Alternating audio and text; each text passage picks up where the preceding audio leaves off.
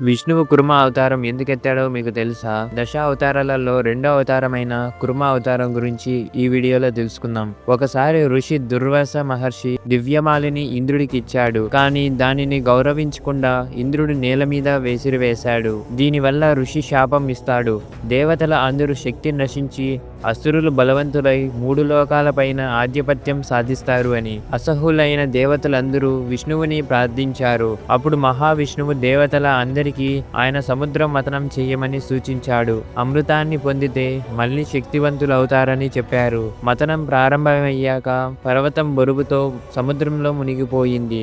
వెంటనే మహావిష్ణువు భారీ తాబేలుగా అంటే కుర్మ అవతారంలోకి మారాడు. తన వెన్నుపైన పర్వతాన్ని ఉంచి మథనం కొనసాగేలా చేశాడు. మథనం పూర్తయ్యాక అమృతం వస్తుంది. ఆ అమృతాన్ని దేవతలకు అందిస్తాడు. ఇలా కుర్మ అవతారం ధరించి దేవతలకు శక్తిని అందిస్తాడు. మరిన్ని వీడియోస్ కోసం మన ఛానల్ని సబ్స్క్రైబ్ చేసుకోండి.